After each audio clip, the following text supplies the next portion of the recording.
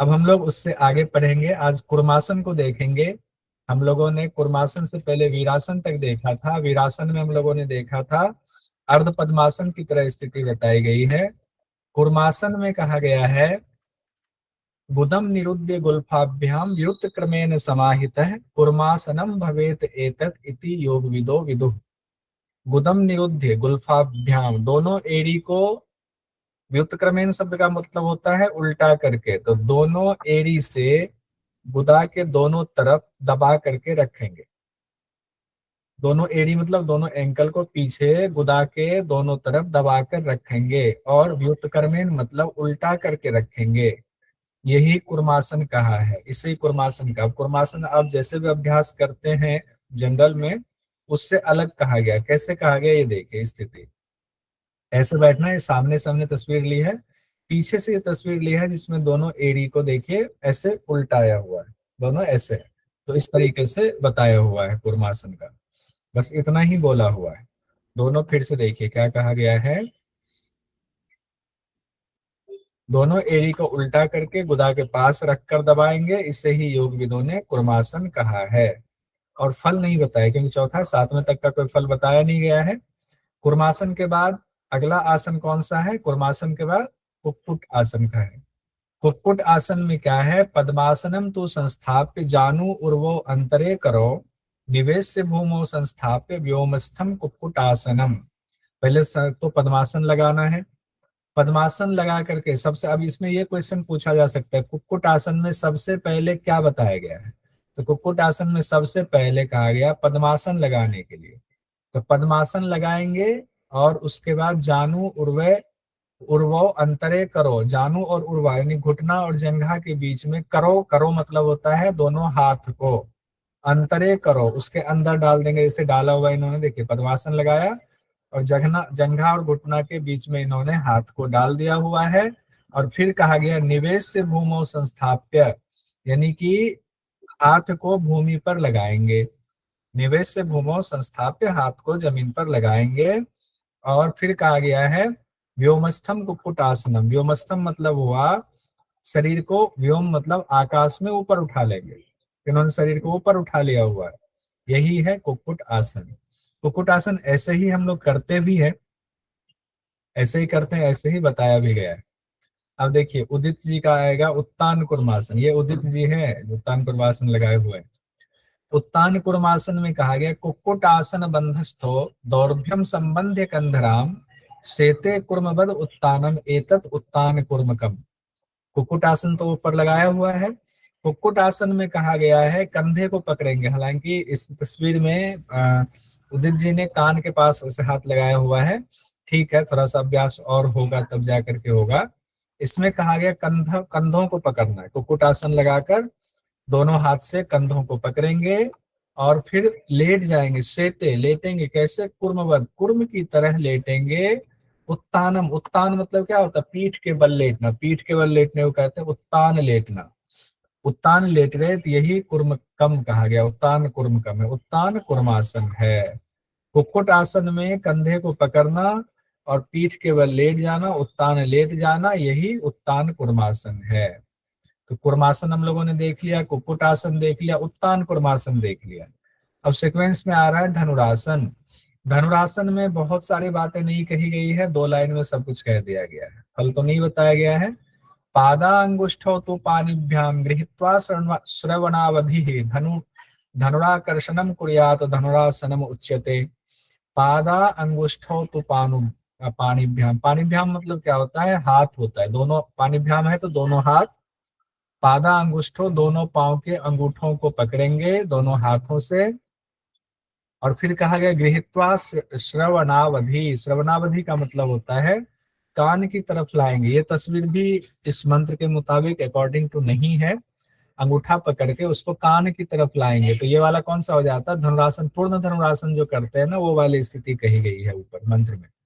उसी को कहा गया फिर धनुराकर्षण, यानी धनुष की आकृति बनाएंगे। और फिर धनुष की आकृति जो बनाएंगे तो उसी को धनुरासन कहा गया है। तो पूर्ण धनुरासन वाली विधि यहाँ पर बताई गई है। अब हम लोग आते हैं 8वें से। 8वें से इंपॉर्टेंट हो जाएगा। क्यों इंपॉर्टेंट हो जाएगा 8वें से? क्योंकि यहाँ से आपको फल बताया गया है। और फल, यहाँ चारों आसन के फल हम लोग अभी याद करेंगे, देखेंगे उसको। तो कल फल पूछूंगा। आज यहाँ तक हो गया, 7वें तक हो गया। 8वें से इंपॉर्टेंट है, एग्जाम में पूछा जाएगा। मत्स्येंद्र आसन देखिए। अर्ध मत्स्येंद्र और मत्स्येंद्र में अंतर है।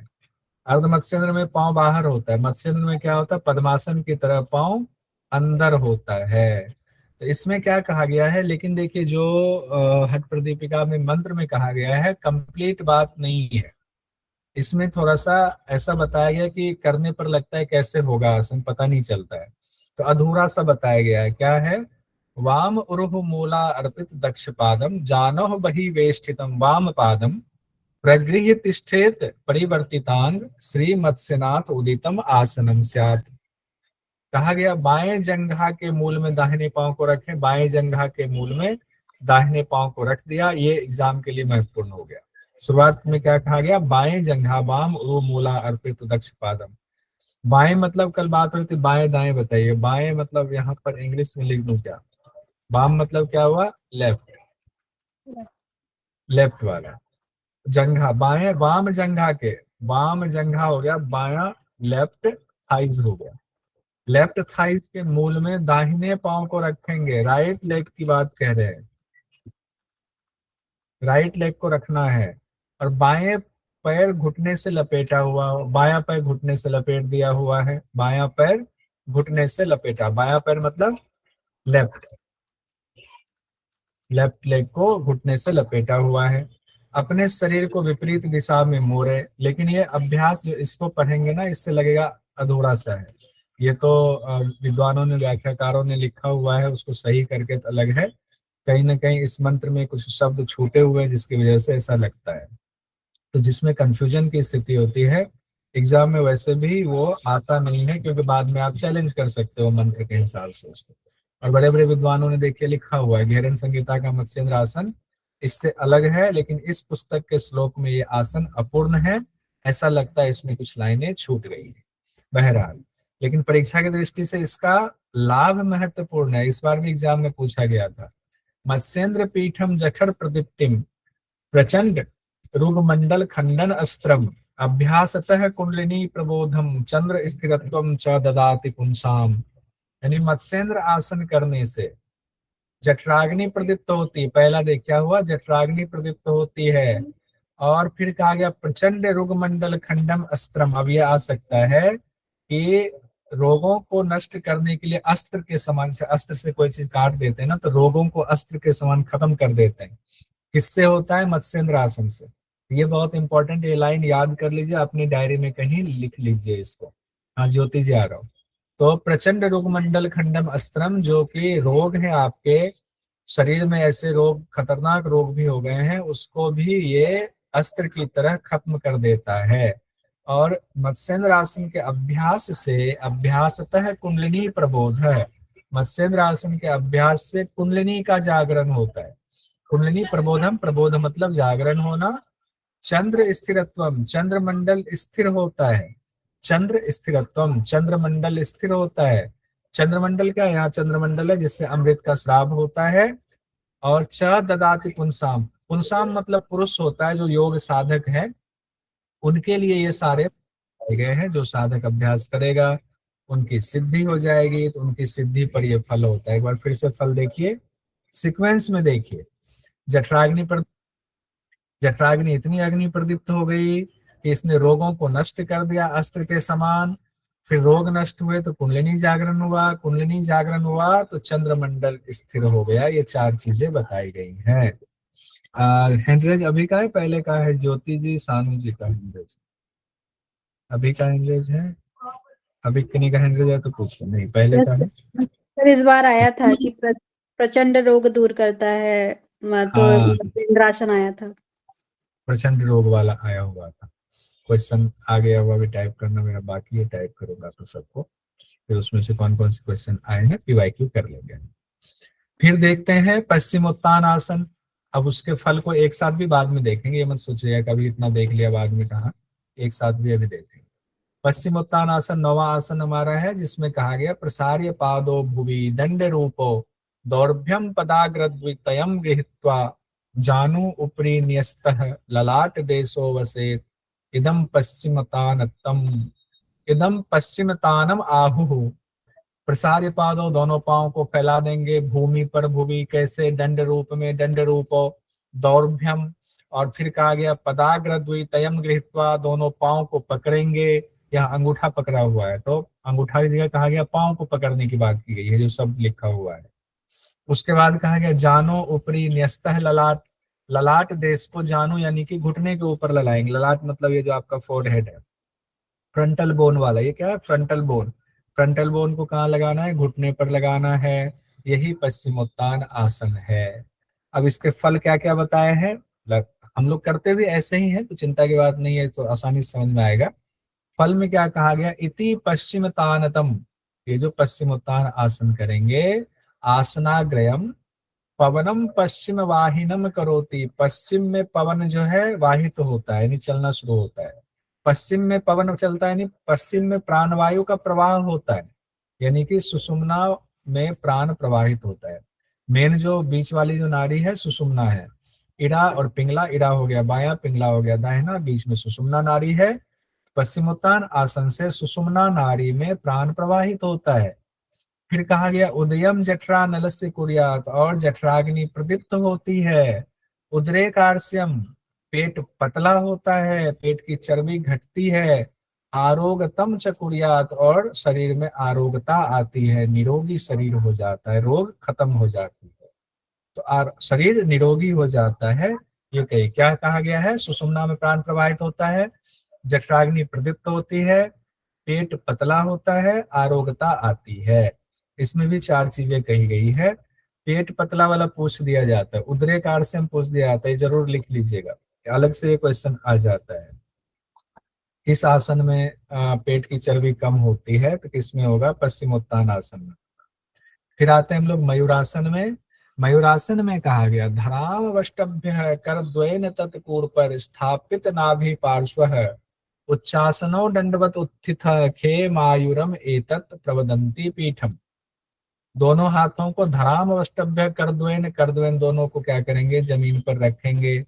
तत्कूर पर स्थापित नाभि, कूर पर मतलब कोहनी को कहाँ स्थापित करेंगे, नाभि पार्श्व है, नाभि के पार्श्व यानी दोनों किनारे में स्थापित कर लेंगे। उच्चासनो दंडवत उत्थित, फिर हम लोग दंड के समान ऊपर उठेंगे।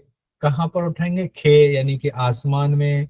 मायूरम एतत् प्रवदंती पीठम, इसी को मयूरासन कहा गया। तो स्टेप क्या हो गया, पहले दोनों हाथों को भूमि पर स्थापित करेंगे, पहला स्टेप, स्टेप वन। दूसरा स्टेप, दोनों कोहनियों को नाभि के बगल में लगाएंगे, पार्श्व में लगाएंगे, सेकेंड स्टेप।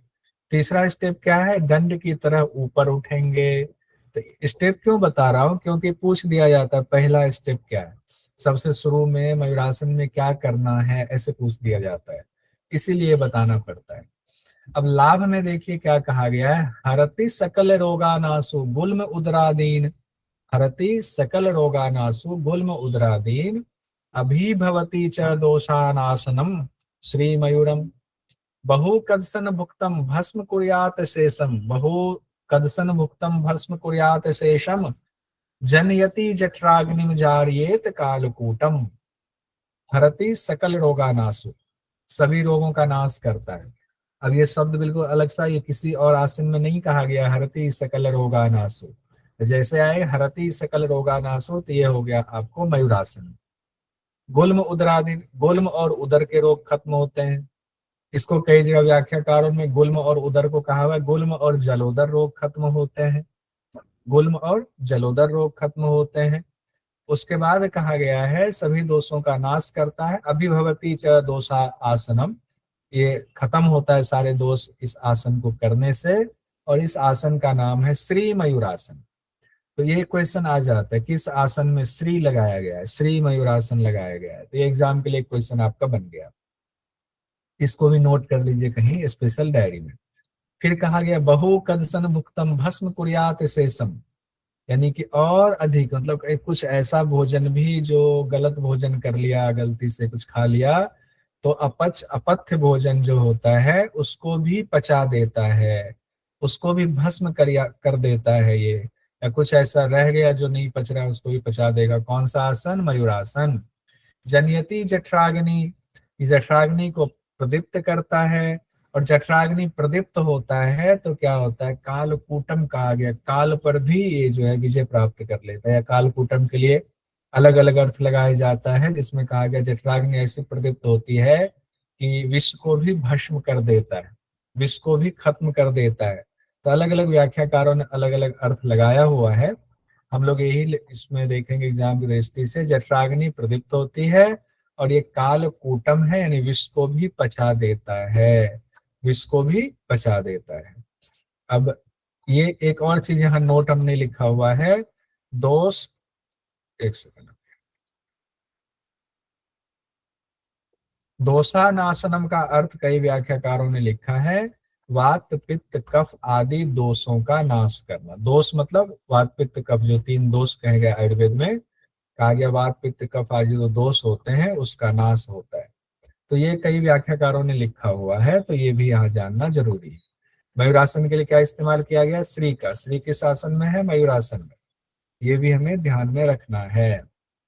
कालकूटम शब्द किसके लिए इस्तेमाल हुआ है? मयूरासन के लिए इस्तेमाल हुआ है। सारे इंपॉर्टेंट पॉइंट है, स्पेशल डायरी में नोट कीजिए। अब कल स्पेशल डायरी देखूंगा, सब लोगों ने बनाया है, ठीक है? आज नहीं देखूंगा, कल डायरी दिखाना है कि हाँ देखिए मेरी डायरी अलग से एक डायरी, स्पेशल डायरी नोट्स के अलावे। उत्तानम शववत भूमो शयनम तत्सवासनम। अब सवासन की बात हो, उत्तानम शववत भूमो, भूमि पर सब के समान उत्तान लेट जाइए, उत्तान मतलब पीठ के बल लेट जाइए। शयनम तत् सवासनम, इस तरह से जब शयन करते हैं तो ये सवासन कहा जाता है। सवासनम श्रांति हरम चित्त विश्रांति कारकम। सवासन का फल दोष बताया गया, ये दोनों शब्द बहुत एग्जाम में आता है। क्या आता है? श्रांति हरम विश्रांति कारकम, चित्त विश्रांति, श्रांति हरम और चित्त की विश्रांति। तो श्रांति हरम हो गया, काम दूर करता है। चित्त विश्रांति हो गया आपका, ये आपके चित्त को, मन को, चंचल मन को भी शांत कर देता है, उद्विग्न मन को भी शांत कर देता है, चित्त को भी विश्रांति देता है। तो शरीर और मन दोनों की थकान को ये मिटाता है।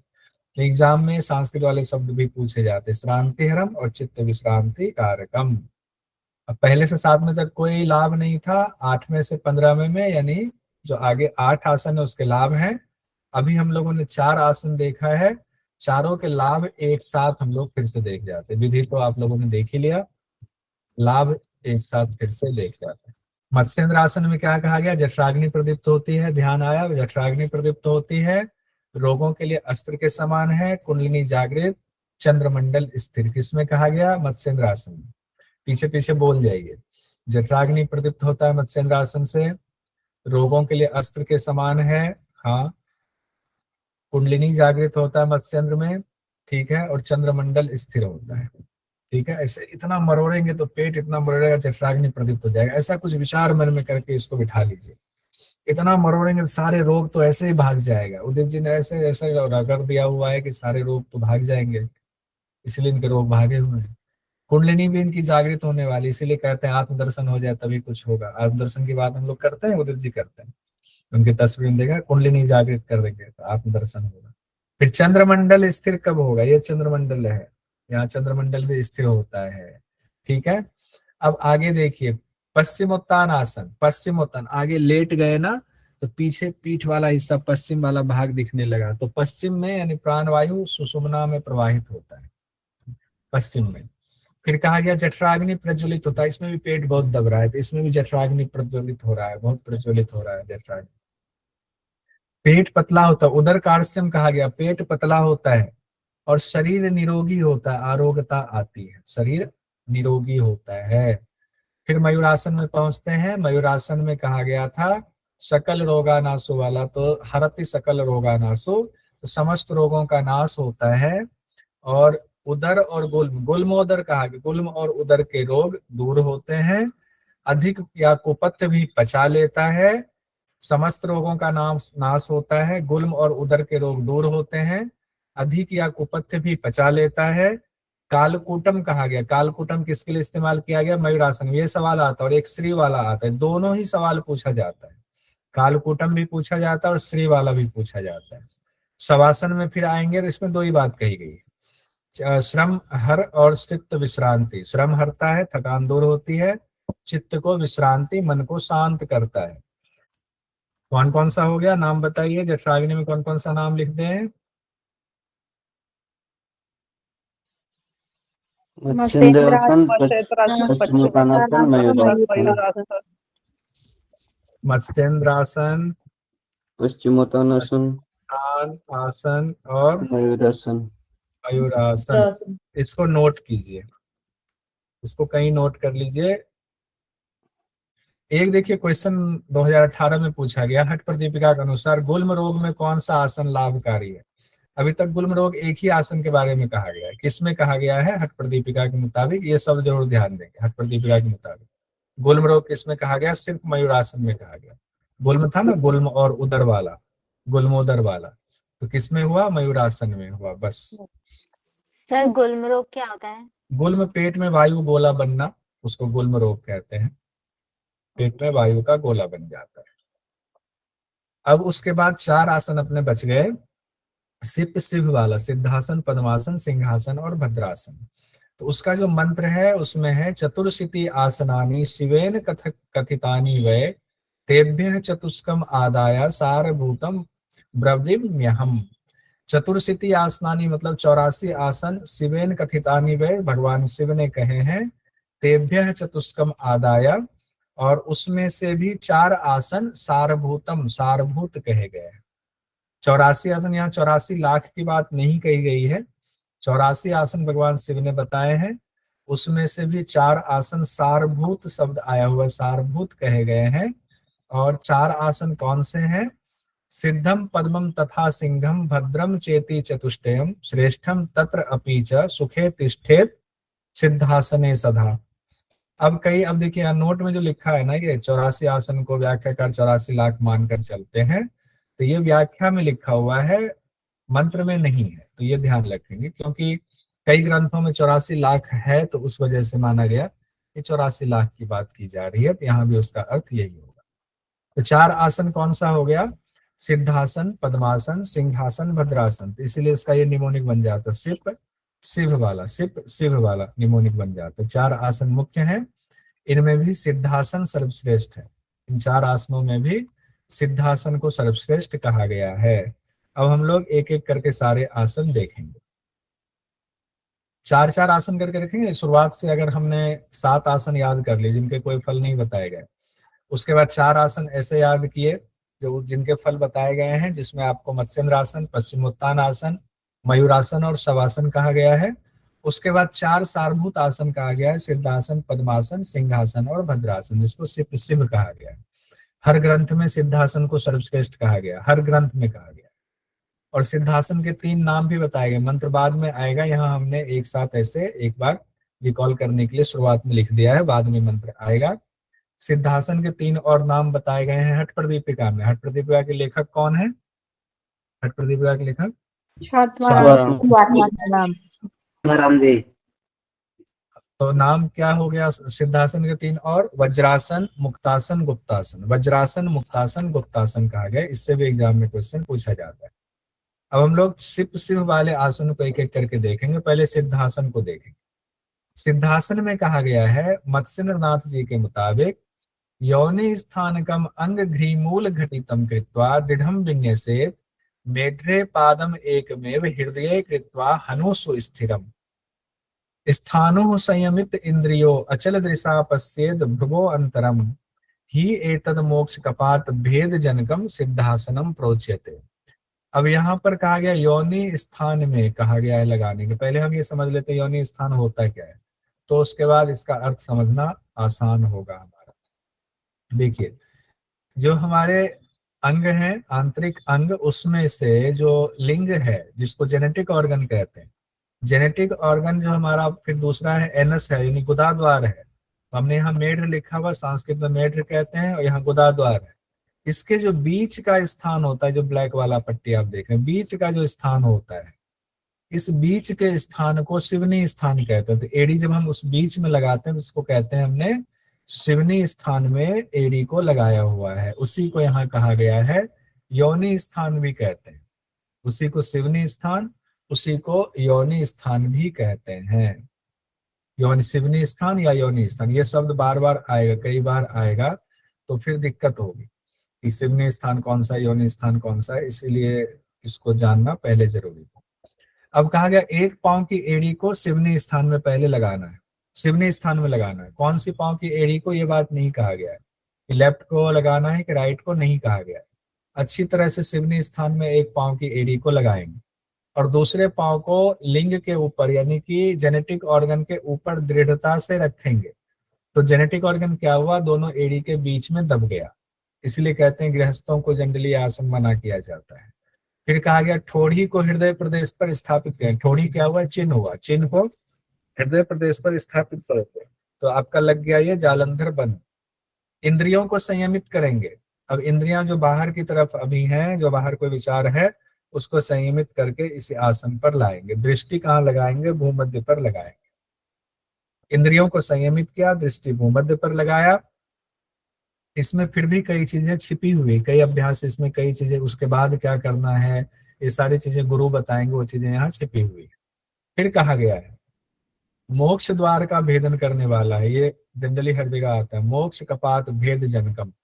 मोक्ष कपाट भेद जनकम आए तो आप समझ लेना ये सिद्धासन के लिए आया हुआ, ये शब्द लिख लीजिए कहीं, मोक्ष कपाट भेद जनकम, मोक्ष के द्वार को खोलने वाला है कौन सा, सिद्धासन कहा गया है। अब दूसरे में आते हैं। सिद्धासन का एक तरीका तो ये बताया गया, सिवनी स्थान में एक एड़ी को लगाएंगे और फिर उसके ऊपर हमारा मेढ्र आ गया और फिर दूसरी एड़ी ऊपर आ गई। लिख लीजिए, लीजिए सब ढूंढ रहे हैं, सयाली जी लिख लीजिए, मोक्ष कपाट भेद जनकम। तो दूसरी एड़ी लगाएंगे। एक तो हमने वो देखा, दूसरा क्या है, मेढ्रात उपरी विन्यस्य सव्यम गुल्फम तथोपरि गुल्फांतरम च निक्षिप्य सिद्धासनम इदम भवेत। अब इसमें देखिए क्या कह रहे हैं। एक तरीका हम लोगों ने देखा, दोनों एड़ी के बीच में मेढ्र आया यानी जेनेटिक ऑर्गन आया हुआ है। दूसरे तरीका में जेनेटिक ऑर्गन दोनों के बीच में नहीं है, जेनेटिक ऑर्गन कहाँ है, नीचे है, बस यही अंतर है, जेनेटिक ऑर्गन नीचे है और दोनों एड़ी एक दूसरे पर है। तो इसको कहा गया पश्चात मत, यानी कि दूसरे का मत है, किसी और सिद्ध पुरुष का मत है कि ऐसे भी सिद्धासन किया जाता है। यानी सिद्धासन के दो तरीके बताए गए, पहला मत मत्स्येंद्रनाथ का, दूसरा मत अन्य सिद्धों का है। ठीक है, अब आगे सिद्धासन के और नाम जो ऊपर हम लोगों ने देखा था वो यहाँ पर मंत्र में कहा गया है। एतत् सिद्धासनम प्राहु अन्ये वज्रासनम विदुः मुक्तासनम वदंती एके प्राहु गुप्तासनम परेह। सिद्धासन, वज्रासन, मुक्तासन और गुप्तासन, चार नाम हो गए। एक तो सिद्धासन कहा गया है, कई लोग इसी को अन्य वज्रासनम विदु, कई लोग इसको वज्रासन नाम से जानते हैं। मुक्तासनम वदंती, कई लोग इसको मुक्तासन नाम से कहते हैं और कई लोग इसी को गुप्तासन भी कहते हैं। तो चार नाम हो गए, तीन नाम तो हो गया, प्यार से कह दिया गया, इतना प्रिय है सिद्धों को ये। अब इसके बाद ये वाला भी जो आपको सिद्धासन के ठीक बाद मंत्र आया हुआ, ये बहुत इंपॉर्टेंट मंत्र है। यमेसु इव मिताहारा अहिंसा नियमेसु इव मुख्यम सर्वासनेसु एकम सिद्धाः सिद्धासनम विदुः। यम में मिताहार, नियम में अहिंसा, ये नोट कीजिए। यम में मिताहार और नियम में अहिंसा श्रेष्ठ है। यम में मिताहार श्रेष्ठ है, नियम में अहिंसा श्रेष्ठ है। या बोल भी जाइए, माइक बंद रखा है, बोल जाइए, यम में मिताहार श्रेष्ठ है, नियम में अहिंसा श्रेष्ठ है। यम में मिताहार श्रेष्ठ है, नियम में अहिंसा श्रेष्ठ है। यम में मिताहार श्रेष्ठ है, नियम में अहिंसा श्रेष्ठ है। और उसके बाद कहा गया मुख्यम सर्वासनेषु एकम सिद्धा सिद्धासनम विदु, और सभी आसनों में सिद्धासन सर्वश्रेष्ठ है। तो मिताहार, उसके बाद हो गया अहिंसा और उसके बाद हो गया सिद्धासन, तीनों को श्रेष्ठ कहा गया है। एग्जाम में पूछ दिया था यम में कौन श्रेष्ठ है, नियम में कौन श्रेष्ठ है। लेकिन अफसोस की बात यह है, जब आप अभी यम नियम पढ़ोगे प्रदीपिका में, तो मिताहार और अहिंसा दोनों को यम में ही दिया हुआ है, लेकिन यहाँ सूत्र में लिखा हुआ है कि यम में मिताहार, नियम में अहिंसा श्रेष्ठ है। तो कुछ ना कुछ गलती है और सारे व्याख्याकार इसको क्लियर नहीं कर पाए। सब कहते हैं जो लिखा है वो यही लिखा हुआ है। तो कुछ ना कुछ, या तो पहला वाला हम सही मानेंगे या दूसरा वाला सही मानेंगे। तो पहला वाला तो है ही, दूसरा वाला कई ग्रंथों में नहीं भी दिया हुआ है, कई व्याख्याकारों ने। लेकिन मैंने बिहार स्कूल ऑफ योग की किताब से ये निकाला 10 यम 10 नियम जो कि दिया हुआ है प्रदीपिका में, और कैवल्य धाम में भी शायद दिया हुआ है इंग्लिश वाले में। तो ये 10 यम 10 नियम भी हमें याद करना है, क्योंकि एग्जाम में पूछ दिया जाता है। अहिंसा सत्यम अस्तेयम ब्रह्मचर्यम क्षमा धृति दया आर्जवम मिताहारः शौचम चैव यमादस। तो इसको याद करना, 3-3 करके याद कर जाइए। अहिंसा सत्य अस्ते, अहिंसा सत्य अस्ते, ब्रह्मचर्य क्षमा धृति, ब्रह्मचर्य क्षमा धृति, ब्रह्मचर्य क्षमा धृति, मेरे पीछे पीछे बोलना भी है। दया आर्जव मिताहारः, दया आर्जव मिताहारः, लास्ट में शौच है। अहिंसा सत्य अस्ते, अहिंसा सत्य अस्ते, ब्रह्मचर्य क्षमा धृति, ब्रह्मचर्य क्षमा धृति, दया आर्जव मिताहार, दया आर्जव मिताहार, और लास्ट में शौच। शौच मतलब शुद्धि हो गया। और 10 नियम में क्या है? तप संतोष आस्तिक्यम दानमीश्वरम पूजनम सिद्धांत वाक्य श्रवणम ह्रीमति च तपोहुतम, ह्रीमति च तपोहुतम। अब इसमें क्या हुआ? तप संतोष आस्तिक्य दान, तप संतोष आस्तिक्य दान, ईश्वर पूजन, तप संतोष आस्तिक दान, ईश्वर पूजन, सिद्धांत वाक्य श्रवण, ह्रीमति जप और हुतम, ह्रीमति जप और हुतम। हुतम मतलब होम होता है। तो यहाँ पर एक साथ देखिए, ये एक साथ आ गया ना, एक स्क्रीन पर आ गया। इसको अभी छोड़ दीजिएगा, ये वाला अभी रहने दीजिएगा। अब ये 2 देख लीजिए। यम में हो गया अहिंसा सत्य अस्ते, अहिंसा सत्य अस्ते, ब्रह्मचर्य क्षमा धृति, ब्रह्मचर्य क्षमा धृति, दया आर्जव मिताहार, दया आर्जव मिताहार, और लास्ट में शौच है। फिर इधर आपका हो गया तप संतोष आस्तिक, तप संतोष आस्तिक, दान, ईश्वर पूजन, सिद्धांत वाक्य श्रवण, सिद्धांत वाक्य श्रवण, ह्रीमति जप और हुतम, ह्रीमति जप और हुतम, ह्रीमति जप और हुतम। लास्ट वाला आसानी से याद हो जाएगा। श्रीमती जी जप और होम करती हैं, श्रीमती जी जप और होम करती हैं, तो लास्ट वाला तो ये चारों याद हो जाएगा। नियम का नियम है कि श्रीमती जी जप और होम करती हैं, तो चलिए ये 4 याद हो गया, ह्रीमती जप और हुतम वाला। ऊपर से याद करना है तप संतोष आस्तिक, तप संतोष आस्तिक, दान ईश्वर पूजन, दान ईश्वर पूजन, दान ईश्वर पूजन। फिर आया सिद्धांत वाक्य श्रवण, सिद्धांत वाक्य श्रवण, ह्रीमति जप और हुतम। अब इसका अर्थ देख लीजिए एक एक करके, फिर आगे बढ़ते हैं। पहले अहिंसा में आते हैं। अहिंसा का सब लोग जानते हैं, मन से, कर्म से, वचन से हिंसा नहीं करनी है, हिंसा नहीं करनी है, मन से भी, कर्म से भी, वचन से भी, अहिंसा हो गया। सत्य में भी वही, मन से, कर्म से, वचन से असत्य नहीं बोलना, झूठ नहीं बोलना, सत्य है। अस्तेय हो गया, अस्तेय मतलब होता है चोरी करना, अ मतलब नहीं, तो चोरी ना करना हो गया अस्तेय। फिर कहा गया है, एक सेकंड, ब्रह्मचर्य, ब्रह्मचर्य कहा गया है, ब्रह्म में आचरण, ब्रह्म के जैसा आचरण करना चाहिए, एक अर्थ ये भी होता है। दूसरा अर्थ ब्रह्मचर्य का होता है अपने बिंदु को बचाए रखना, ब्रह्मचर्य ये भी होता है। जो सबसे मशहूर है ब्रह्मचर्य के बारे में वो यही है, अपने बिंदु की रक्षा करना ही ब्रह्मचर्य कहा गया है। फिर है क्षमा, क्षमा मतलब कि आप गुस्सा है, किसी से क्रोध है, तो उसके प्रति मन में जो है कोई भावना नहीं रखना, चलो कोई बात नहीं, जो हो गया सो, क्षमा का भाव रखना, लेट गो करना, क्षमा हो गया। धृति हो गया धीरता, यानी कि धैर्य बनाए रखना, कि परेशान अचानक से नहीं हो रहे, होगा होगा होगा, तो वो धीरता, वो धैर्य बनाए रखना को धृति कहा गया है। दया कहा गया है कि कोई बेचारा परेशान है, उस पर दया का, करुणा का भाव रखना। किसी की मदद हमसे बन पा रही है तो दया बस उनकी मदद भी कर देना है, दया का भाव भी रखना है। आर्जव का अर्थ होता है सरलता का भाव, कहते हैं बहुत सरल इंसान है। एक होता है उलझा हुआ इंसान, कुछ भी पूछो उल्टा ही जवाब देगा, तो सीधा जवाब देता ही नहीं। क्या होता है सरल इंसान, कुछ भी पूछो कहते बड़ा सरल, गाय के समान है, गाय है ये, तो बिल्कुल वही आर्जव है। तो अब इस्तेमाल गाय मत कीजिएगा, गांव में किसी कहते हैं ना ये तो गाय समान है, अब कहिए ये तो आर्जव है, आर्जव, आज से इस्तेमाल यही शब्द कीजिएगा, तो ये याद हो जाए, आर्जव। फिर मिताहार, मिताहार हो गया कम भोजन करना, मिताहार मतलब कम भोजन करना, और उसका नियम इसमें बताया हुआ है मिताहार का प्रदीपिका में, जो सुश्रिंग्ध भोजन करना, सुमधुर भोजन करना है, और चतुर्थांश विवर्जित रख करके भोजन करना, भगवान शिव को अर्पित करते हुए 4 चीजें हम लोगों ने पढ़ा था मिताहार में, वो मिताहार हो गया। शौच का मतलब होता है शुद्धि। शौच मतलब शुद्धि, पूरी तरह से अंदर बाहर, शरीर भी शुद्ध, कपड़ा भी शुद्ध, मन भी शुद्ध, सब शुद्ध, तो वो हो गया शौच। अब इसमें देखिए जो हम लोगों ने ऊपर एक मंत्र पढ़ा, मिताहार को किसमें कहा गया श्रेष्ठ है? यम में।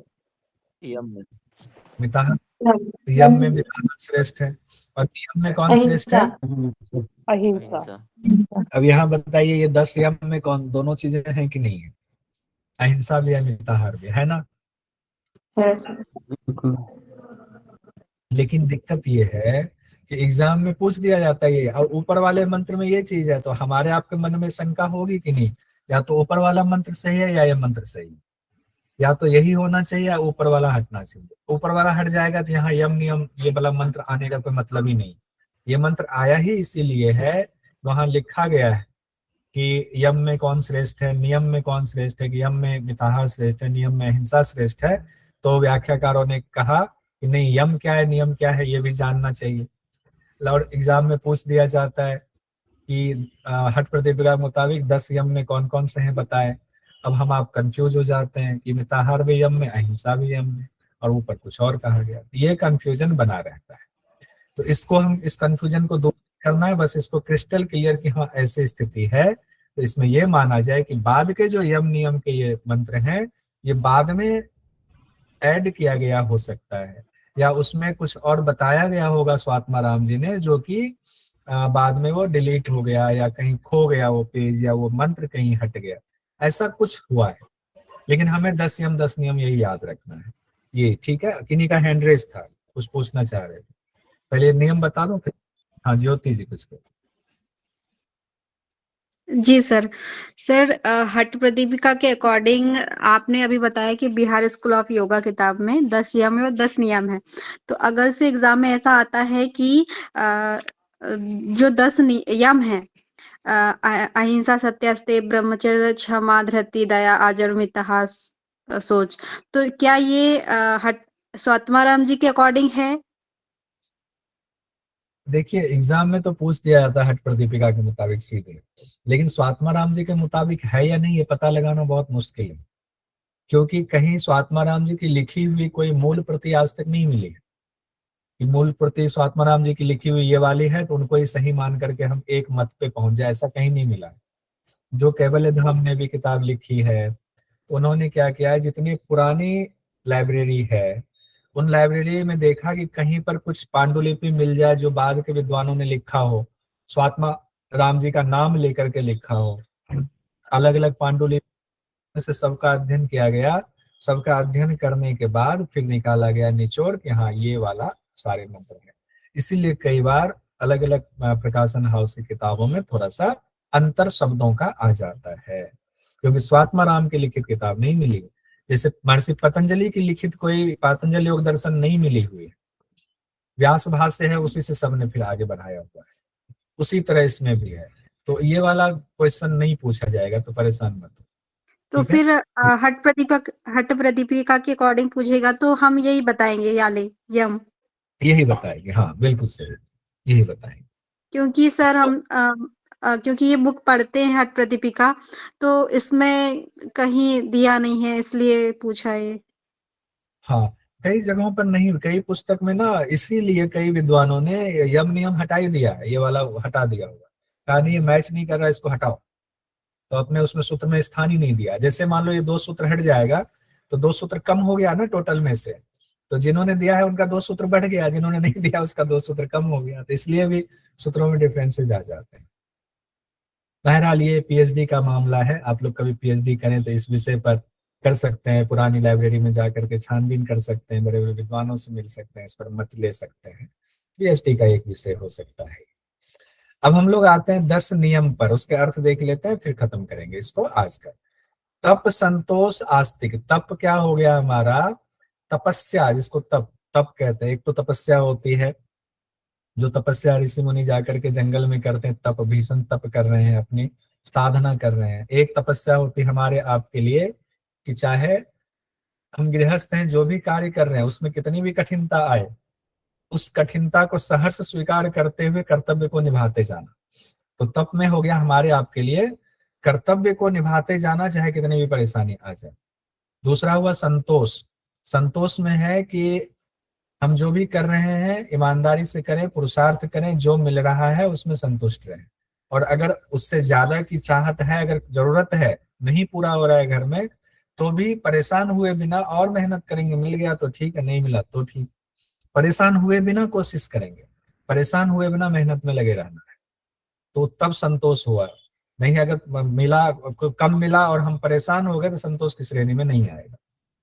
फिर आते हैं आस्तिक। आस्तिक का मतलब ये होता है कि वे एक तो आस्तिक दर्शन, जब नास्तिक दर्शन पढ़ते हैं उसमें कहते हैं आस्तिक वो है जो वेद पर विश्वास करता है, नास्तिक वो है जो वेद पर विश्वास नहीं करता, वेद के सिद्धांतों। लेकिन आस्तिक में एक अर्थ और आता है, जो ईश्वर को मानता है, और जो नहीं मानता वो नास्तिक कहा जाता है। फिल्मों में यही चलता है, साधारण भाषा में यही इस्तेमाल होता है, लेकिन दर्शन के संदर्भ में अर्थ बदल जाता है, ये ध्यान रखना। जो दर्शन पढ़ेंगे तो वहां देखिएगा। आस्तिक का मतलब है ईश्वर पर, वेद पर विश्वास करना। दान का मतलब है अपने यथासंभव दूसरों की मदद करना, जितना हो पाए मदद करना। वो कहते भी हैं बड़े बड़े ऋषि मुनि कि अपनी कमाई में से कुछ हिस्सा जरूरतमंदों को बांटना चाहिए, क्योंकि आपका कुछ भी नहीं, सब ऊपर वाले का जो दिया है उन्होंने ही दिया हुआ है। तो आपको जो है एक सेकंड रुकिएगा, आपको उसमें से बांटना चाहिए। ठीक है, इसको कंप्लीट कर लेते हैं फिर। तो दान हो गया, आप जितना कमाते हैं, जो आपकी कमाई है उसी में से कुछ हिस्सा जरूरतमंदों को देना चाहिए। अब ईश्वरीय पूजन, ईश्वरीय पूजा कहा गया, ईश्वर की पूजा करना। जो भी आपके इष्ट है, चाहे जिनको भी आप मानते हैं, उनके प्रति श्रद्धा से जो नियम आपके गुरु ने बताया है, माता पिता ने बताया है, उसकी पूजा करनी चाहिए। फिर है सिद्धांत वाक्य श्रवण। सिद्धांत वाक्य श्रवण यानी शास्त्रों में जो बातें कही गई है, कैसे जीवन जीना चाहिए, माता पिता की सेवा करनी चाहिए, बड़े बुजुर्गों से कैसे व्यवहार करनी चाहिए, हमारा क्या कर्तव्य होना चाहिए, ये जो नियम कानून बताए गए, सिद्धांत बताए गए हैं शास्त्रों में, उनका पालन करना। संत के वचनों को सुनना। संत के वचन को सुनेंगे, संतों में से अच्छी बातें ही कहते हैं, हमारे जीवन को सुधारने के लिए बात कहते हैं, ये नियम में आता है। फिर है ह्री मति जप और हुतम। ह्री मतलब होता है कि मान लीजिए कि हमने कहा ना कल बात हो रही थी साहस और दुस्साहस की, तो दुस्साहस लोग आजकल करते हैं और बड़ा गर्व महसूस करते हैं, मैं तो ये मैंने कर दिया, मुझसे बड़ा कोई नहीं। लेकिन जो ईमानदार आदमी होगा ना, उसको लज्जा आएगी, गलत करते हुए भी उसके हाथ कांपेंगे, गलत सोचने में भी उनको लज्जा आएगी। एक बार कहेगा कैसे मैंने ये गलत सोच लिया। तो हिरी का मतलब यही है, गलत कार्य के प्रति सोचने में भी उनको लज्जा आती है, हिरी हो गया। मति हो गया कि मति मारी गई है, क्या लोग कहते हैं मति मारी गई है, मतलब मति मतलब विवेक युक्त बुद्धि, ऐसी बुद्धि जो कभी गलत नहीं कर सकती, वो बुद्धि कभी गलत फैसला नहीं करेगी। जप हो गया, जप करना, मंत्र का जाप करना, गुरु ने जो आपको नियम बताया उसका जाप करना। हुतम हो गया, होम करना। हुतम मतलब जो हम होम करते हैं, अग्निहोत्र करते हैं, अलग अलग तरीके के होते हैं, तो होम को हुतम शब्द से कहा गया है। तो 10 यम 10 नियम याद कर लीजिएगा, कल इसको आते ही पहले हम लोग 10 यम 10 नियम को पूछेंगे। तो 4 जो आसन पहले पढ़ा हम लोगों ने, मत्स्येंद्र आसन, पश्चिमोत्तान आसन, फिर हम लोगों ने पढ़ा मयूरासन, फिर शवासन, चारों के फल भी याद करने, फिर उसको पूछूंगा, प्लस ये 10 यम नियम पूछूंगा।